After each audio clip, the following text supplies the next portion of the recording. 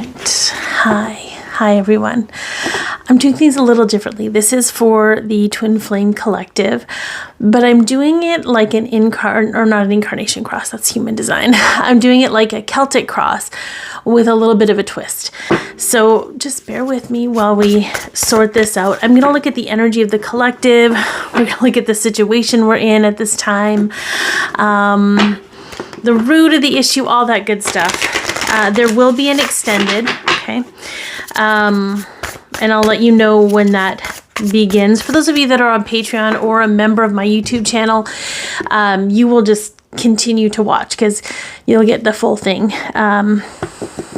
Maybe not members on YouTube. You'll know there's a part 2 though because it's posted. Okay.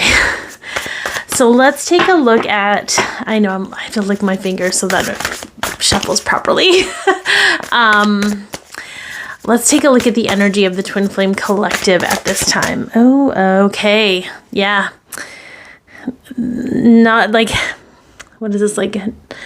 Not really feeling like we're moving. This is like milestones, right? This is union. It doesn't really feel like unions here right now. We all know this. It doesn't really feel like, it doesn't even feel like we're accomplishing anything as a collective, as individuals, as everything. Everything's a little bit at a standstill, but I do love that we have the death and rebirth on the bottom because I do feel like this is a very transformative time. It just doesn't have a lot of physical validation for that. Okay. All right. That's just the energy of where we're at. This is how we're all feeling. Okay. So what is the situation that we're actually dealing with? That's really weird. Okay. Okay. If that comes back up again, we'll take it. Oh, what is the situation the Twin Flame Collective we are dealing with right now? I may have to, oh yeah. We have the moon. Okay, kind of drowning in emotions a little bit. Okay. This also feels a little bit like a wet blanket feeling. And while the moon can be very illuminating, we do have a full moon coming up, right? Or new moon. New moon, is it new moon, the full moon, or new moon? I think it's the full moon. Full moon in Capricorn. Yes, that's what we're going to roll with. And you can correct me in the comments if I'm wrong. I'm okay with that. I'm kind of in a day at a time right now, but I think we have the full moon in Capricorn coming up. So there could be some big changes. We're gonna open all of this up. Yeah, this is sort of, it just feels like, see how she's kind of just floating in the middle of nowhere? It kind of feels like that right now.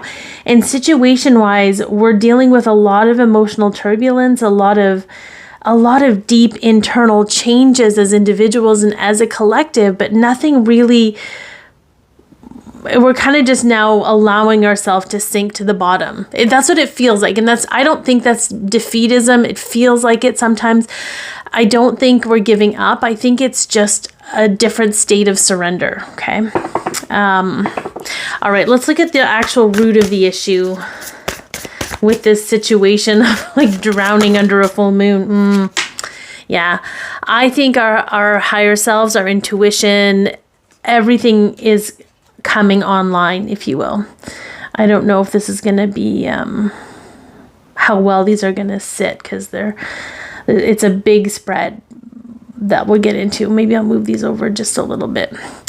The root of the issue is that we've been disconnected from ourselves, from our soul, from our love, from source and the universe. And the entire part of this cycle that we've been through is to reconnect us to all of that. So I feel like the root of the issue is we can't always see what's going on in the background. I'm just burping. For those of you that are new here, I burp when I move energy. So anybody watching, I'm probably transmuting for y'all. I know I'm definitely transmuting for myself. So I think this is it's an interesting position because the High Priestess generally isn't an issue unless you're afraid of the unknown. unless you're afraid of relying and fully trusting your intuition, your instincts, right? So there's something, I think, we can all feel something under the surface, but it doesn't feel tangible. So it's hard for us to trust that. Okay, what is it? What from the past is influencing our energy? Like, what is it that we need to be aware of? Perhaps that we're, okay, yeah. I feel like it's a change in perspective. And this often happens when we go through those phases of healing our wounds and healing our belief systems and healing our mindset, healing our wounding and stuff like that. Like, I feel like our perception shifts every time we do that. And every time our perception shifts, we have to find our new footing.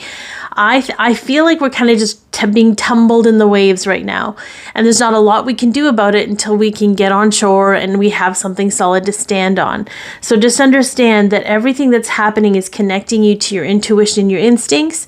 It's helping you connect to your true path at this time, and it's helping shift your perspective about yourself, your person, the path you're on. It's all super important, okay? It just feels very discombobulating because we don't really have a map. We're not really following a map at this time. We're kind of just rolling with it. Okay, external influences. What is externally influencing the collective at this time? Oh, this is a really interesting one. We have the Eight of Pentacles, and I did get a second. Okay, very interesting. Oh yeah, so I'm gonna have to move these down. I might. Some of the cards might go off the page. Okay, or go off the screen. Oh, you know what? Here, this is what we can do. I'm gonna do this. This is what I'm gonna do. Okay, so we don't lose too much of the cards. Okay, so. Because value and our reception of love are so closely entwined, I think we're very, to me, even like trying to figure out my business and trying to refine myself and work on myself, and as if I just get to that place, I'm going to be more lovable, or, my dreams are it's the reward system. We are externally influenced by the reward system at this time. Like, if you're good, you'll be treated as good. If you're good, you'll be rewarded, right? Think about that. What I love is that it came out with the Eight of Cups. We're walking away from that shit. We're walking away from that shit because it was such a false sense of, even if you look at social media algorithms, they're all based on how much you effort. We're going to reward you if you keep pumping and producing. But your energy, your value, everything has value regardless of how hard you work. This is not something that needs to be worked hard at. And I think we're really learning to walk into something better. And if that doesn't resonate for you, this may not be the reading for you. You just get to leave that. Let that roll out. Okay. What is the near future outcome for the collective? Interesting that this was just sitting up. Okay. Because I don't feel like it necessarily will go here, but I think it's important to recognize what we're attached to, what it is that kind of keeps us in this place of feeling like we don't have any control in our life. We don't have control over some things. Maybe feeling disempowered, so for some, when it comes to the connection, you might feel completely like you have no say in this, right? Like the connection has a hold over you and you might fight that. Or the temptation of the connection, but the connection is always here to bring you back to love. So maybe it's okay to be tempted by it, and any adversary, and whatever, any opposing energy to that just needs to be observed and recognized. So what is the near future for the collective? Okay. Yeah, we've got the Five of Cups. Okay. This is sort of crying over spilled milk. Because I gotta tell you, emotionally, we need to go through these phases right now. We absolutely need to. I'm gonna move this over too because I have more cards for the extended. We absolutely need to allow ourselves to feel what we feel. Maybe you have regrets with your person. Maybe you're angry and frustrated that things haven't worked out the way that they were supposed. You need to let yourself feel those things.